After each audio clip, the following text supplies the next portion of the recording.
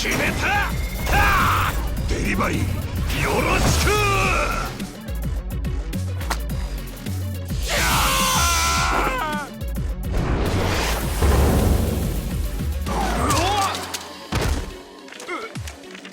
嘘でしょ。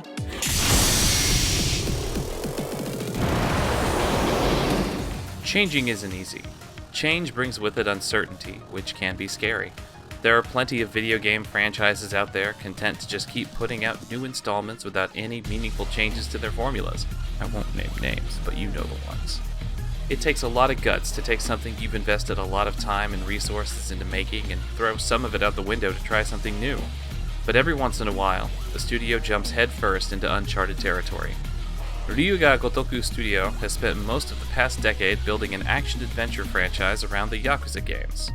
Across 7 titles, Yakuza has become an institution in Japan, and is finally starting to break into the mainstream in the West.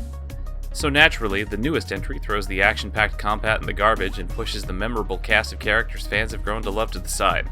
The result is Yakuza Like a Dragon, a turn-based JRPG with a brand new cast. That's a lot of change, but does it pay off? Turn-based JRPG is a phrase that made you cheer or made you roll your eyes and groan. Whatever your gut reaction was, trust it. Yakuza Like a Dragon isn't here to shake up the genre. The encounters aren't random, groups of thugs roam the street and can be avoided, but if you get too close, you'll trigger the transition to the battle screen. Once in battle, your party changes into their sometimes comical battle outfits, and the group of thugs transforms into a variety of equally ludicrous characters. Friend and foe alike roam about the battle randomly, and that seems to be the special sauce that Yakuza Like a Dragon brings to the table. Certain attacks can impact an area surrounding a target, which makes timing attacks around enemies grouping up a valuable tactic. It's a mechanic that works wonders when fighting on narrow streets or back alleys, but can feel a little useless on the rare occasion battles take place in more wide-open settings. Every character has a couple of unique battle skills, but the lion's share of moves come from Like a Dragon's job system. Players can visit the local employment office and assign each party member a new job to change up their skill set. You won't find your typical RPG classes here, but instead bizarre takes on more contemporary professions. Pop idols and musicians sing their allies back to health and perform stat boosts. Chefs and fortune tellers deal elemental damage. Melee damage is done by katana-wielding bodyguards and dominatrix-inspired night queens. There are more than just those jobs, but you get the idea. It's a fun take on traditional RPG character roles that I feel works wonders with Yakuza's setting. That's all I can really discuss without covering what makes a Yakuza game a Yakuza game. Yakuza, as a franchise, sets itself apart by balancing serious themes with wild absurdity. Serious stories about loyalty, power, and morality exist alongside outrageous side missions and minigames. The dichotomy between seriousness and silliness is what catches your attention, and as you work your way through the game, the line between dour and delightful begins to blur. As the drama of the narrative ramps up, the tone pushes so far into straight-faced that it starts to resemble something more like a soap opera. And that's when you realize that Yakuza isn't a game of two opposites, but rather one of complements. The story and the side activities have been two sides of the same campy coin the whole time.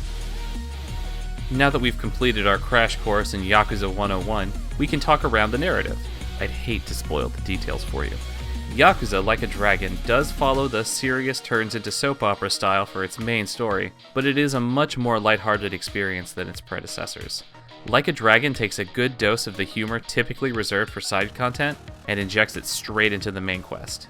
The jokes and funny moments, that sometimes cross into the wholly absurd, are placed carefully in between the major events of the plot in a way that makes everything shine. It's truly impressive. The writing is good, nothing earth-shattering, but certainly enjoyable. If you can appreciate a story with an overly dramatic twist or two, you'll find plenty to enjoy here. Like a Dragon isn't afraid to get silly, and the game is better for it. A narrative is nothing without good characters. Fortunately, the characters are perhaps the strongest asset Yakuza Like a Dragon has. Ichiban Kasuga, Like a Dragon's protagonist, is one of the most innately likable characters I've experienced in a very long time. Ichiban is a fiercely loyal man with a heart of gold that just so happens to be dumber than a bag of hammers. His go-to solution for most problems is punching, and to his credit, it works. His cohorts, a homeless man, a disgraced cop, and a strong-willed bar hostess, serve as foils for Ichiban's ignorance and naivete, as well as reliable companions. The dialogue between the party members is fantastic, and the friendship that grows between them is genuine and heartwarming.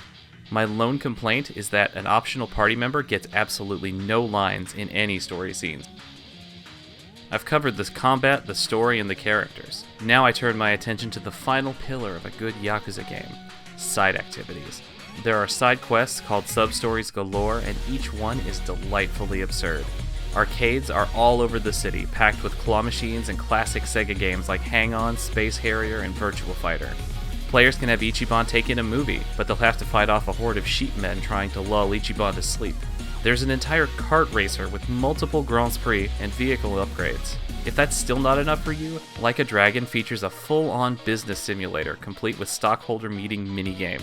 If that still isn't deep enough for you, you can learn to play shogi and mahjong, gamble in casinos, fight in a battle arena, or just take some general knowledge quizzes. There are so many well-executed minigames in Yakuza Like a Dragon, it's staggering. The setting for all this delightful madness is a beautifully realized, mostly faithful version of Yokohama, Japan. The city looks great during the day and is absolutely gorgeous at night. Every section of the city, from run-down back alleys to the brightly illuminated shopping districts, is brimming with detail and personality. Most shops and restaurants feature fully rendered, walkable interiors to really sell that feeling of authenticity. Yakuza Like a Dragon is as close to walking the streets of Yokohama yourself as you're going to get outside of getting on a plane.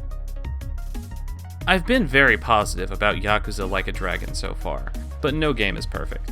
Like a Dragon is a pretty smooth experience overall, but there is one very steep difficulty spike. The spike in question occurs in Chapter 12, and it's such a huge leap in difficulty that I'm warning you right here, right now, to make sure that you are at least level 47 before you get in that taxi. Trust me, it'll make sense when you get there. That's the biggest issue with the game by far, and even that can be mitigated by taking part in optional missions and activities as you progress through the main story. If you absolutely hate the notion of playing a turn-based JRPG, Yakuza Like a Dragon isn't going to change your mind. I went in excited to see what a Yakuza RPG was going to be like, and I walked away completely satisfied. I adored the story and side activities. I walked from place to place rather than using the fast travel system, just because I enjoyed exploring the city.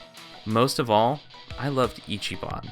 I liked Ichiban from the very beginning and had a great time watching him grow across the game. I genuinely wanted to see Ichiban succeed, and that is high praise from me.